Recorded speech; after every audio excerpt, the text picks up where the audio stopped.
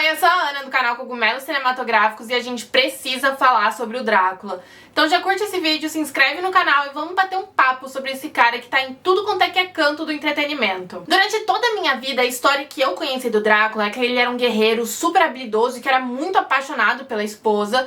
E daí ele foi convocado pra ir lutar em uma cruzada, né? E enquanto ele tava fora, a esposa dele se matou. Daí ele volta pra casa, fica super revoltado com Deus, dá uma facada na cruz e assim surge o primeiro vampiro da história. E depois de anos de solidão, a esposa dele reencarna como a Mina Murray e ele vai atrás dela na Inglaterra.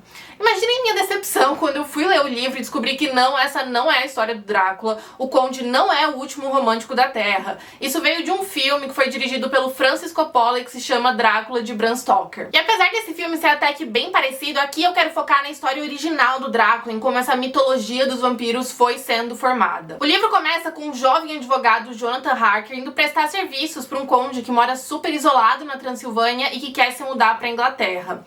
Eu acho legal que no caminho a galera começa a implorar e a rezar pra ele não ir.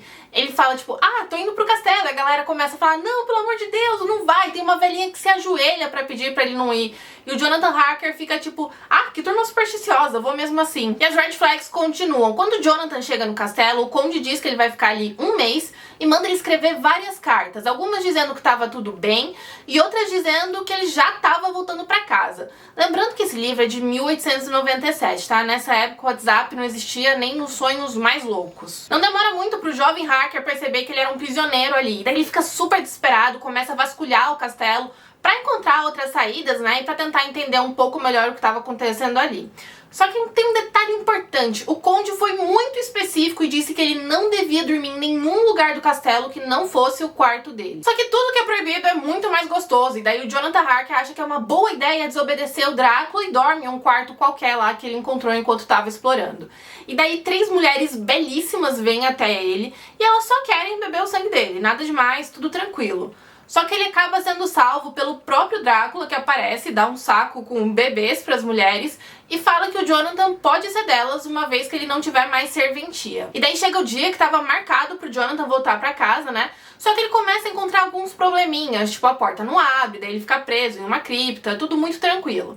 Daí ele começa a escutar uns barulhos de portas abrindo, porta sendo trancada, coisas sendo levadas embora, e daí ele percebe que ele tá preso no castelo só com aquelas minas. Enquanto isso, na longínqua Inglaterra, temos a Mina Murray e a Lucy Wenstera.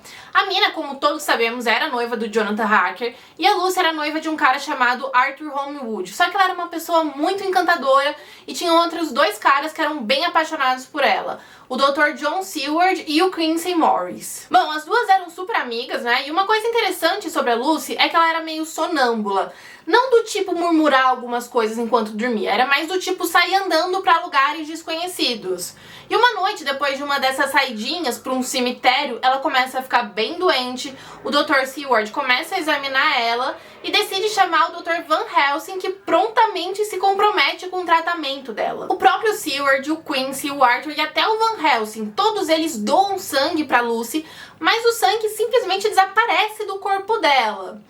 Daí o Van Helsing tope o quarto com flor de alho, tranca a janela, faz tudo o que ele pode, mas mesmo assim a doce e amada Lucy morre. E coincidentemente, depois do enterro dela, as crianças da cidade começaram a ser atacadas pela moça bonita. Então Van Helsing decide mostrar pro Seward quem que tá realizando esse ataque. Os dois vão até a cripta da Lucy e lá eles comprovam que ela realmente se levantava do túmulo pra sugar o sangue das criancinhas.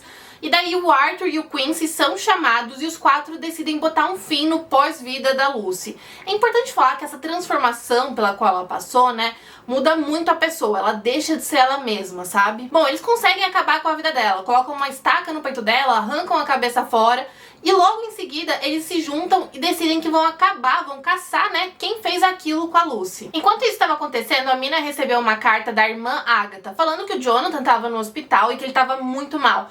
Tipo, muito mesmo, tendo alucinações e que ele estava pedindo pra ela ir lá encontrar com ele. Bom, a Mina vai, cuida dele, os dois decidem se casar ali mesmo e logo em seguida voltam pra Inglaterra.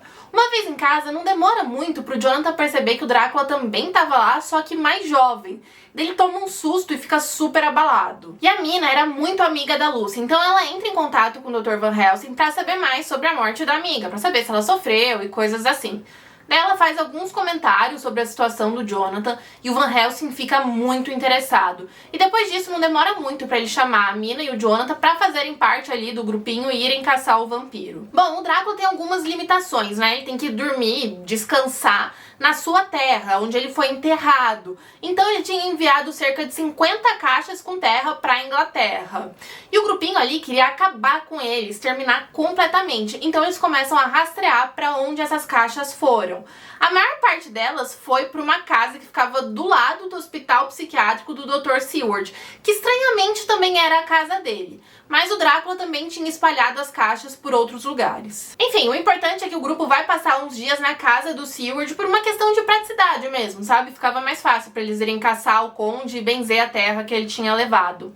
Só que tem uma noite que o Drácula consegue entrar na casa do Seward, graças ao Renfield, que estava internado no hospital psiquiátrico e que convidou ele a entrar. E foi essa noite que deu à luz a muito da mitologia sobre os vampiros. Provavelmente a ideia do Drácula ser apaixonado pela Mina também vem daí. Basicamente, ele entra no quarto do casal Harker, morde a Mina e faz com que ela beba o sangue dele. Quando os outros homens entram no quarto, ele é meio que espantado, porque eles já vêm com uma cruz, rezando e fazendo essas coisas. No livro não fica claro se só a mordida era o suficiente para a Mina ser transformada ou se realmente foi necessário ela beber o sangue dele. Mas o que importa é que depois disso os dois ficam conectados. Ele conseguiria fazer com que ela fosse até ele mesmo que ela não quisesse. E o Jonathan no meio disso tudo, bom, ele tava dormindo, mas não é que ele tem um sono muito pesado. É que o Drácula tem essa habilidade de deixar as pessoas em transe. Ainda não é uma hipnose tipo em Vampire Diaries, não. Aqui é mesmo um transe, não tem uma maneira melhor de explicar. As pessoas ficam meio que encantadas, sabe? Então a Mina não conseguia se mexer, o Jonathan não conseguia acordar, mas depois isso passa. Essa ideia da hipnose veio de um filme de 1931. O ator principal, o Bela Lugosi, tinha esses olhos super penetrantes, ele ficava hipnotizando os outros personagens. E eu acho legal que o Drácula do Lugosi foi uma grande inspiração pro Drácula do Hotel Transilvânia. Mas voltando pro livro, nessa visita o Drácula destrói tudo que o grupo tinha sobre ele, mata o Renfield e vaza. Logo em seguida ele pega uma última caixa de terra que ele tinha, dá um jeito de enviar de volta pra Transilvânia e foge. E aqui eu acho legal falar a minha interpretação, né? Se o Drácula não tava apaixonado pela Mina, por que ele mordeu ela, fez ela beber o sangue dele? Eu acho que ele quis unir o útil ao agradável. Útil porque ele tendo essa ligação especial com a Mina, ele ia conseguir ficar de olho na galera que tava caçando ele. E agradável porque me parece que o cara curtia um harém. Eles decidem continuar a perseguir o Drácula, queriam fazer todo o possível pra pegar essa última caixa de terra antes dela chegar na Transilvânia, porque ele só ficaria mais forte lá se ele chegasse no castelo, né?